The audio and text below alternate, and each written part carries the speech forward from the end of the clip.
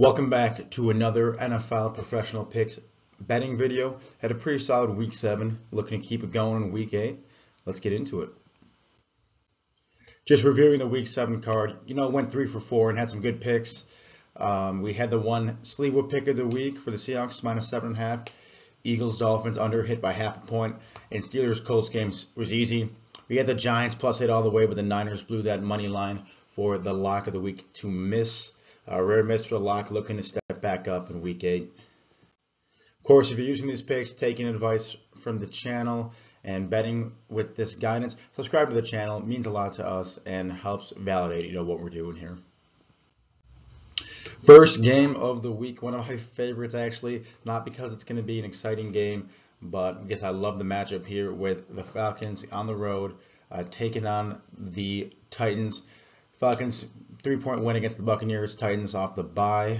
Very low total game here at 36.5. Surprisingly not the lowest total this week, but should be a snooze river game here. I'll just get into it. I really like the Titans here, especially tease plus 2.5. Was at +3. You can see the lines coming in more and more towards the Titans. That's because Mike Vrabel has never lost a game in the regular season off a bye week in his 4 or 5 year head coaching tenure. In addition, when you throw in playoffs there, given 10 plus days of rest, he's only lost one single game with his time with the Titans, and that was against the 22 Bengals last year.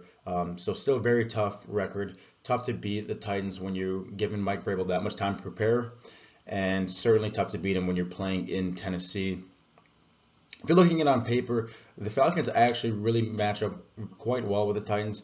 They have the best run defense, according to PFF, in football. Obviously, that's the strength of the Titans team with Derrick Henry, but we'll see how that will match up this week.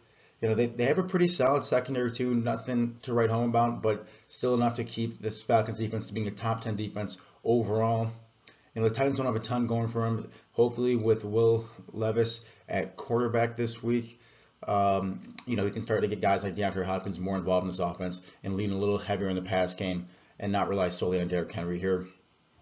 This pick, which I love, is much less about the matchup here and much more about Mike Vrabel after a bye week. Low total here.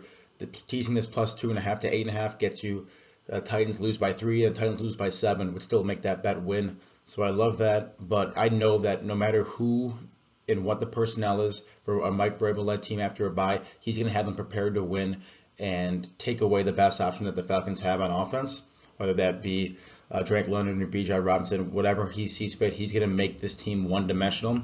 So I like this game to be very low scoring, very close. Don't be surprised if the Titans end up winning this one. You can see the line movements going in their favor because I think people are realizing that this is a great spot for the Titans. Another game that I love that to tease down here is this Chargers Sunday Night Football game against the Bears. Favored by 8.5. Once you tease this down, this gets you to a great number at 2.5. The Chargers could win by 3, gets you through 3, gets you through 7, much like the 2.5 number, the plus 2.5 for the Chargers. Great tease spot and really a must-win desperation game for the Chargers. They are so very talented on both sides of the football, but they have not been able to translate that into many wins yet. I blame it all on the coach, Brandon Staley, because a team with this much talent shouldn't be losing the amount of games that these guys do. But I think it comes to a boiling point this game on Sunday Night Football, national television, hosting a Bears team that, was up on their luck after they beat down the Raiders with their third-string quarterback in Tyler Bagent at second-string quarterback for the Bears, D2 legend. I don't think he's going to be able to put the ball in the air for enough air yards and keep up with the scoring pace that the Chargers should be laying down on this Bears defense. I would expect the Chargers to put up too many points for the Bears to keep up with. They abandon the run game early and make Bagent throw in uncomfortable situations. You got guys like Bosa and Khalil Mack, who's been on a tear this year, that's going to be in his face all game.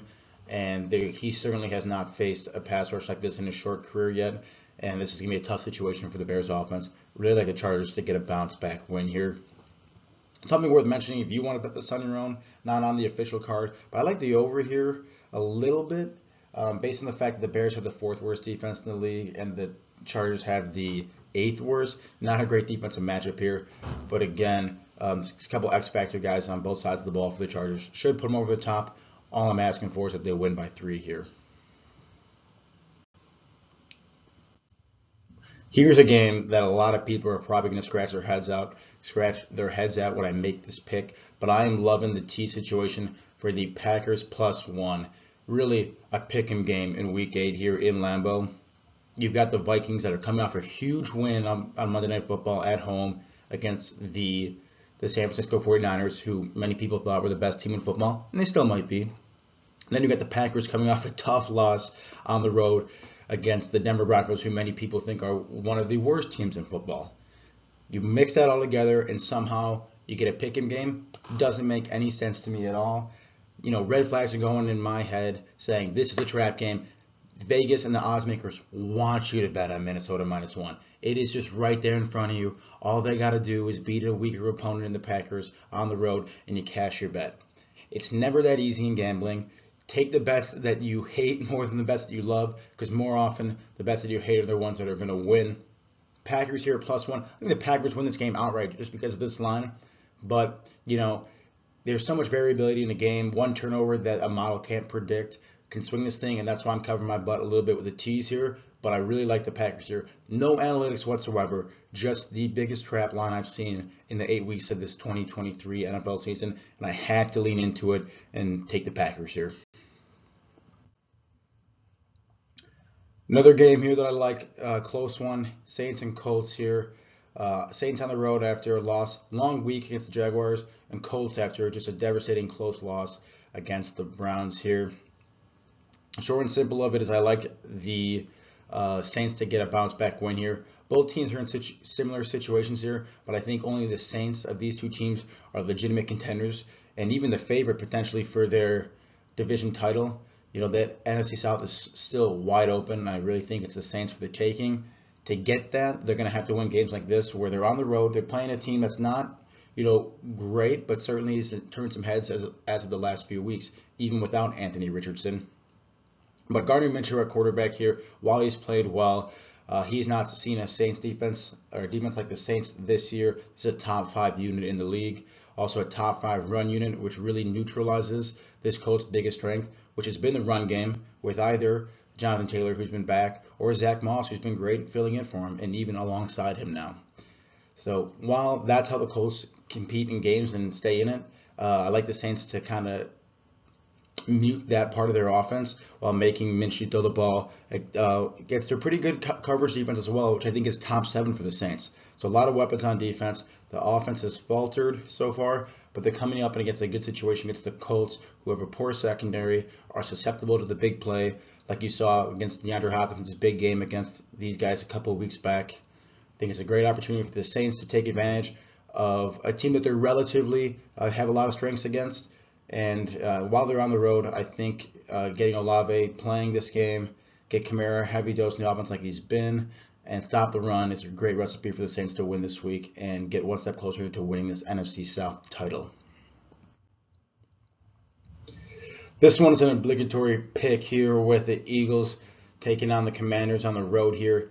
I talked about it in my Survivor video. If you've been following this matchup between these two teams over the past 2-3 years, it seems like these games are always close. Last year when the Eagles were undefeated, it was a Monday or Sunday night game where the Commanders handed them their first loss in Philadelphia, no less. Earlier this season, Commanders took the Eagles to overtime, ended up losing that game in Philadelphia again. Now they're hosting them in Landover, Maryland, and getting 7 points of spread. While I think everything says the Eagles should win this game and blow them out, I had to take the Commanders +7 just because of how tough they played them the last 3-4 times. Throw out the record book, throw out what you know with these teams. Taking the Commanders at home with pretty heavy underdog status here.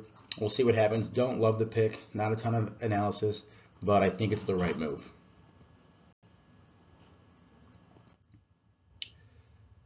Another one that might be a snoozer of a game with this total of 37.5, but you got the Seahawks, who started at 3 and now 3.5-point favorites, hosting the Browns here in Seattle.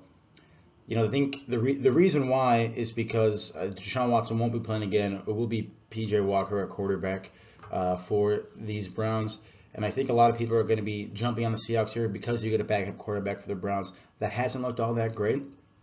But regardless, I think I like the Browns in the situation to at least cover, certainly to keep it somewhat close here against the Seahawks. And the reason being is because I'm just in love with their defense. I know they didn't make it look great against the Colts last week. They let the Colts put up a bunch of points on them. But I still think the Browns defense is very good, and I think it comes to show up this game when they're playing Seattle, especially with that pass rush shows up. It makes Geno Smith a little uncomfortable in the pocket.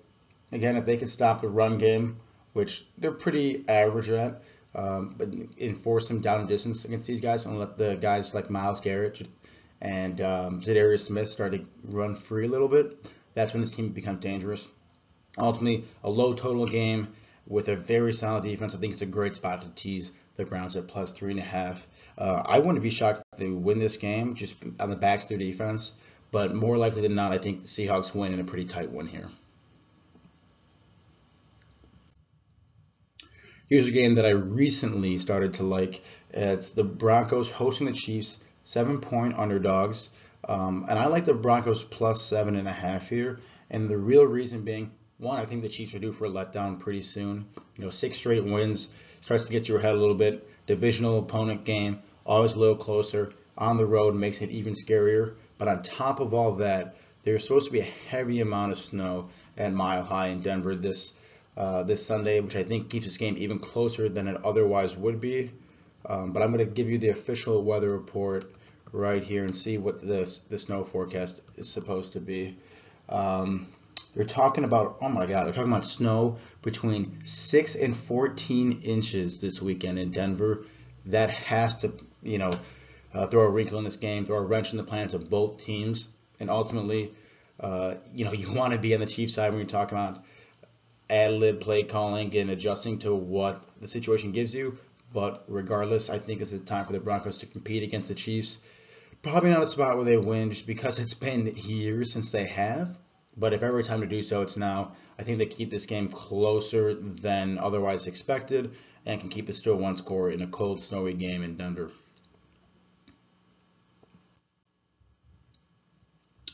And then finally, I believe the last pick of this card is the Monday night matchup with Oakland and the Lions here, in Las Vegas and the Lions here in Detroit. Lions coming off a terrible loss. They're both teams coming off terrible losses.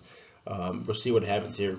But you saw that lock. I lost in the 49ers on Monday Night Football. I like them too much to get a win after a bounce back game and got caught in the trap there. I'm not getting caught in this Lions trap here where it seems so easy for them to beat down on this Raiders team that looks pathetic.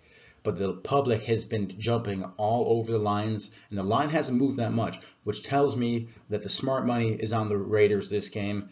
And I couldn't tell you why they're going to keep this game close, but they are. I love the Raiders plus 8.5.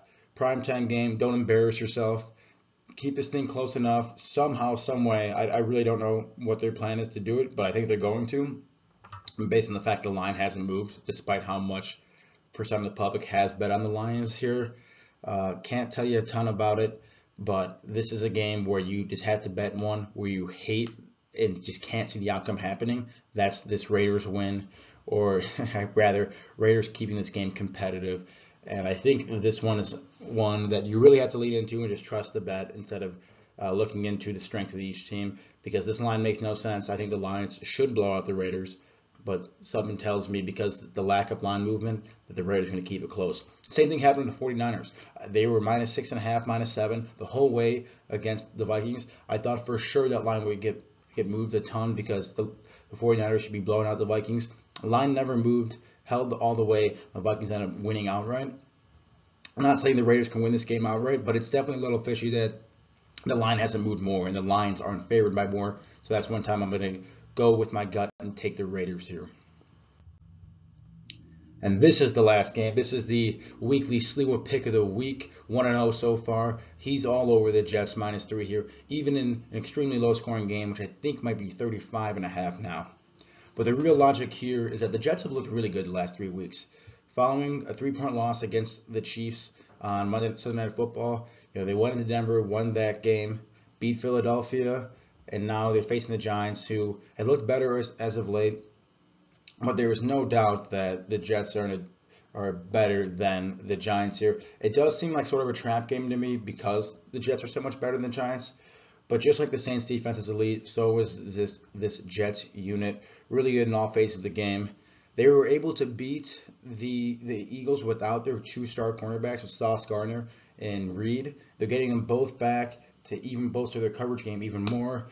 Giants really shouldn't be able to throw the ball all that well. If they can contain Saquon Barkley and slow down Tyrod Taylor with his legs, or even Daniel Jones if he does play, that's the formula for the Jets to win this game. Giants defense has looked pretty solid the last few games, but the deep metrics say that these guys are still a terrible unit, still a bottom 5 unit, defensive unit in this league.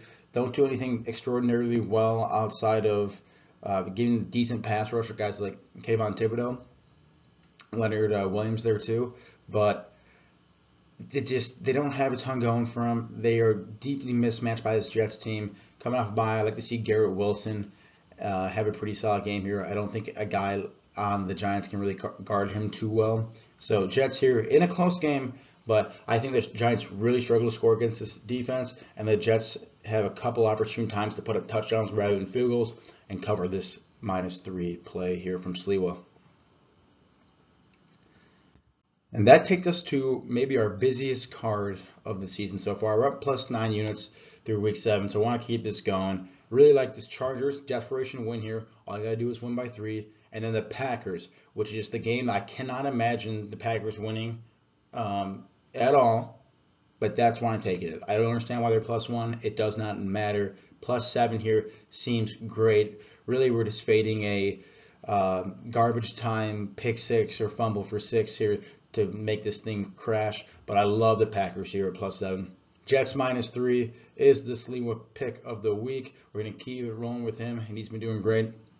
Broncos +7 in the snow game, and a time I think the Broncos are looking a little bit better for sure, coming off a win against Green Bay, but also the Chiefs due for a little bit of letdown game on the road against the divisional opponent. Raiders +8.5 here, really just fading the public, which is always a good move in gambling. You always want to be on Vegas' side, not the public side, because Vegas is in business for a reason.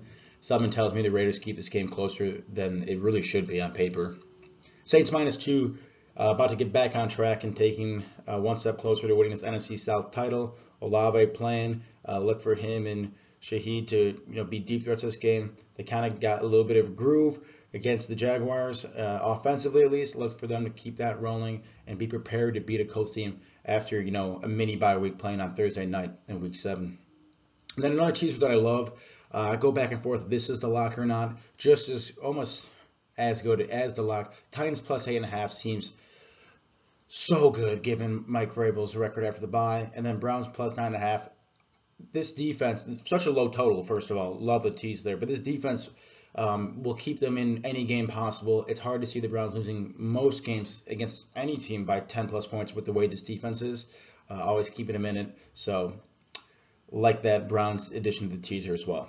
A lot of units on this week. Let's hope we can hit a few. Probably not given the volume, probably not the week for a clean sweep, but you never know. If that happens this week, then we're looking really pretty through week 8, and we will see what happens next. But that is the video. Hope you guys enjoyed this one for week 8 bets, and let me know what you're taking this week, and we'll see if we can all make some money together.